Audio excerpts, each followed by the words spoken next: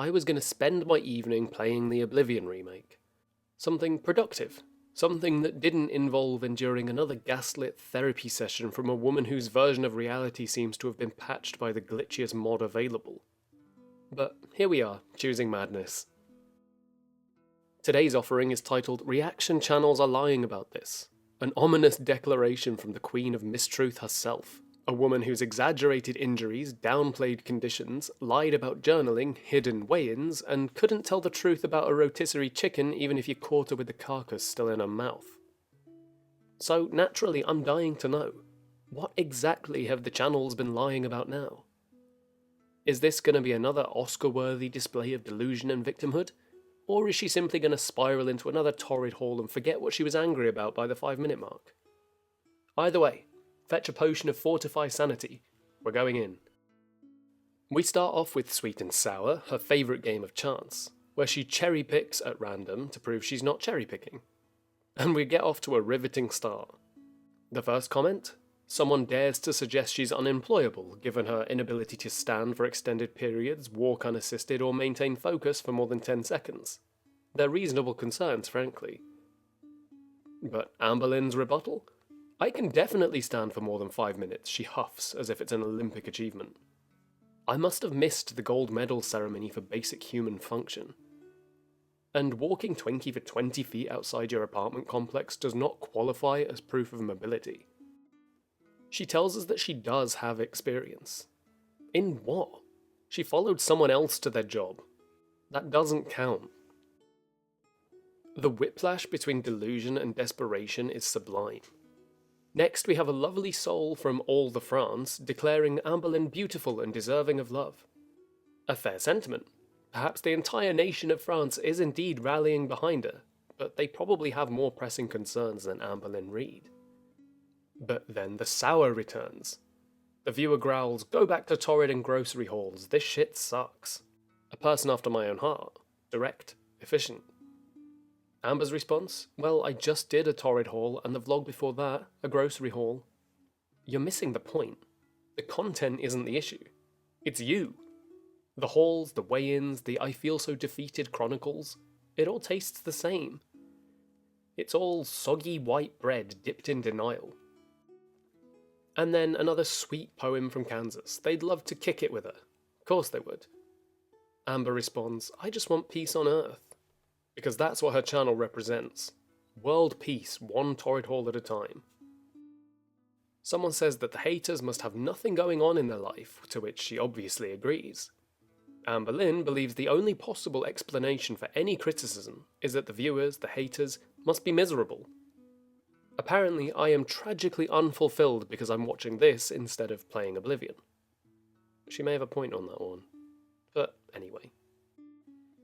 The Dalton situation comes up again, some murky, alcohol-fueled story from her past. But don't get it twisted, she never said he took advantage. She was just drunk. It's a classic Amber maneuver. Bring up an event vaguely, just enough to stir pity, and then swerve away when it raises questions. Manipulation level, expert. But the real gem here is her diabetes denial. I went to the doctor 4 months ago and technically I don't have diabetes, and if you suggest otherwise you're fat-phobic. Amberlynn Reed, the only person who can use not going to the doctor as a weapon. Yet every weigh-in is a Greek tragedy. Every health update is another chapter in a novel that ends with the same inevitable disaster. But keep waving your lab results like a white flag, Amber. I'm sure it'll save you.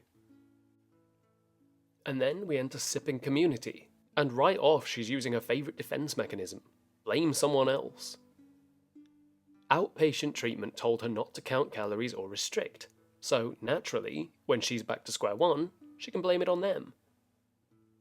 Treatment programs are designed for people who commit to the process, not for those who cherry-pick what they want to hear while ignoring the hard work required. And then we get her usual I have awareness now monologue. The awareness that seems to awaken conveniently during every Let's Talk and vanish immediately afterwards. She loves to wield DBT like a sword, but she never actually uses it. Awareness is the first step, Amber, but the next step is change. You can't just wear regret like an accessory, dust it off when it's convenient and call it growth. That's not how it works. But please, tell us more about what you've learned while you remain the same. Someone asks her why she doesn't move on from 30 years ago, as it's hypocritical for her to use the past the way she does. Amber responds by saying she rarely talks about her childhood. What? This is fascinating. I know more about her childhood traumas than my own. Every slip, every failure, every pound gained, we can blame it on the Dickensian horrors of her upbringing. If we were to believe her, she was raised in an orphanage run by Satan himself, scraps of bread and lashings from the headmaster. But here's the thing. Confronting your past means actually dealing with it, not just dragging it out like a tired prop every time someone holds you accountable. You can process trauma and take responsibility at the same time. It's not an either-or. But then again, Amberlynn has never met a scapegoat that she couldn't ride into the sunset. It's always the past, always the gallbladder, always the ankle, always the lymphatic system. Never just her own choices. And then we move on to the interview. And the first question is about how you see yourself and gaining confidence, and credit where it's due, even a broken clock is right twice a day, and she does stumble upon some decent advice. She gives a whole fake it till you make it speech when it comes to confidence in your body, and that actually can work. Sometimes confidence can be less about feeling great in your own skin and more about acting like you do until your brain catches up. Body language, trust, allowing yourself to be seen, those things can snowball. Vulnerability becomes easier with repetition. But of course this is Amberlynn we're dealing with, so take it with a grain of sodium-heavy chicken sausage. But this time, not bad advice. Not bad at all. But then, plot twist, we enter The Bachelor Amberlynn edition, where the prize is a 500+ pound girl with gaslighting excuses and torrid halls. Someone messages her and gushes compliments and tells her that they want to date her. Imagine the audacity it takes to slide into her interview with a soft launch proposal. I can't decide if it's bold or just a cry for help. And of course, she laps it up, delivering her "I'm flattered but unavailable" speech like she's the most eligible bachelorette in the state. Honestly, if this woman spent as much time investing in herself as she does collecting orbiters and compliments, she wouldn't be making confessionals about gaining 4 pounds of not real weight. But I digress. Onward into the abyss. The next question asks her why she keeps bringing people up when she tells other people not to mention her. And here it is. The Amberlynn Reid commandment. Do as I say, not as I do. The woman has the nerve to claim that she's just using her voice, while simultaneously weaponizing that voice to skirt accountability, paint herself as a victim, and drag anyone who's ever dared to tell the truth about her. But they're the ones doing the harassing, right? She's out here talking about never backing down like she's leading a resistance, but she's conveniently forgetting that she started this mess. If she didn't drag her exes into the content grinder, maybe, just maybe, they wouldn't have felt the need to defend themselves publicly. Imagine that. This isn't about empowerment. It's about control. And when she doesn't have it, we get these sanctimonious TED Talks wrapped in delusion. The next message is from someone asking about her health concerns because they're going through something similar.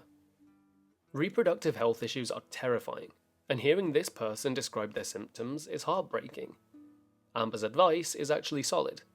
Get to a professional immediately. But let's also be honest, this is a classic Amberlynn moment, because she just has to center herself, even in someone else's crisis. I was gaslit, I bled for years. Yes, Amber, but this isn't about you right now. For once, just say, that sounds serious, I hope you're okay. But no, we get the Amberlynn Reid medical trauma saga, guest starring Amberlynn as the victim. It's exhausting, but I do hope this person gets the help they need, because they deserve care that isn't filtered through the Amberlynn Reid sympathy bone. And then the next second she's giggling like a child because someone says that bigger women are beautiful. She's thriving off the compliment. You can hear the dopamine spike through the screen. She lives for this, being told she's the prettiest girl ever is her currency. Forget medical advice, forget accountability. This is the fuel that keeps her delusion burning at a steady roar. And of course, she has to co-sign the sentiment like she's a spokesperson for plus-size beauty. Face card never declines, she purrs, completely ignoring the fact that her health card has been in overdraft for a decade. But yeah, plus-sized people can be gorgeous. There's not even a debate. But Amber weaponizes that validation to dodge the real conversation she needs to have. This is the trap she loves. Soak in the compliments, bask in the attention, and sidestep the glaring, screaming, flashing red light truth that her body is killing her. The next question is about her relationship with food and if she thinks she'll ever be in a good place with it. She has the audacity to claim that she's done everything she can to lose weight. Everything. Amberlynn saying she's done everything to fix her relationship with food is like me saying I've read every book ever written because I skimmed a BuzzFeed article once. It's delusional. She hasn't even scratched the surface. She's dabbled in therapies, rejected diets, and now she thinks that counting calories on Noom counts as everything? Let's get real. She's never done any proper treatment. She's never done any long-term therapy. She's never had a structured, supported meal plan with accountability. Her version of everything is whatever doesn't inconvenience her too much. If it makes her uncomfortable, challenges her delusion, or risks her fragile bubble of validation, it's off the cards. But sure, she's done everything. Someone asks her what her biggest regret is about YouTube, and she mentions her teenage relationship and wishes she'd just kept her mouth shut when she was talking about it. She doesn't regret what she said. She regrets how it was received, and there's a big difference. Amberlynn thought that weaponizing that relationship for sympathy would hand her a tidal wave of support. She wanted to be seen as the tragic heroine, the survivor, the misunderstood victim whose trauma excused all flaws. But it didn't happen. The audience pushed back, questioned her narrative, pointed out her own behaviour. That was her regret. Not the damage she might have done by airing private details, not the impact on the other person involved. No, it's all about how it makes her look. She reveals this in the way she talks about it. The focus isn't on accountability, it's just, I wanted to feel less alone. No acknowledgement that maybe these conversations should never have happened. Amber doesn't believe in boundaries, not when it comes to her own validation. She gambled with someone else's reputation thinking she'd win sympathy points, and when it blew up in her face, now she's sorry. Someone asks her if her What I Eat Today videos can be triggering. And here it is, the self-imposed trap that she constructed herself and now whines about being caught in. Filming the What I Ate Today videos helps her stay on track, but only because she's terrified of backlash. Not because she's holding herself accountable in any way. It's just performative accountability, powered by fear, not growth. The second the camera's off, the internal structure collapses. You'd think that someone struggling with disordered eating would prioritise stepping back from that kind of content until they're stronger mentally. Right? But no. Instead, she chooses to make her weight loss journey content into performance for profit. It's the classic Amber playbook. Identify the problem, explain it very well, and then do nothing about it. But sure, keep blaming the haters for why you're trapped. And then it's time for tea or tail, and she spends an eternity going over the photograph debate that's come up at the moment. It's the perfect showcase of her priorities. In a week where she's battling cellulitis, gaining weight again, and admitting defeat in her health journey, what is she laser focused on? The colour of her earrings and the parting of her hair. She's sitting there pointing at silver hoops and purse chains like she's Jessica Fletcher cracking open a case, while her actual health situation's crumbling. The ship is sinking and she's rearranging the deck chairs, proudly announcing the gold-studded purse proves she's telling the truth. She can't lose weight, she can't stick to a meal plan, she can't control her health, but by God, she can tell you what direction her eyeliner wing was flicked in 6 months ago. Priorities. She then goes on to criticise reaction channels about the things they say about her and calls them unreliable narrators of her life. But the thing is, they're probably more reliable narrators than she is. She's lied about her eating habits for years. Her entire YouTube career is built on contradicting herself in real time. The receipts are right there, in videos that she posts herself. The reactors are not crafting fiction, they're just hitting rewind and play. Reaction channels don't need to lie. You give us the content, Amber. We just connect the dots that you don't see. And then the last thing is that she's back to vaping again. I'm on the edge of my seat. What a revelation. The queen of telling on herself, confirming what we all already knew. You could set your watch by the predictability of her tea. She's vaping again. Horror. She eats too much. What a shock.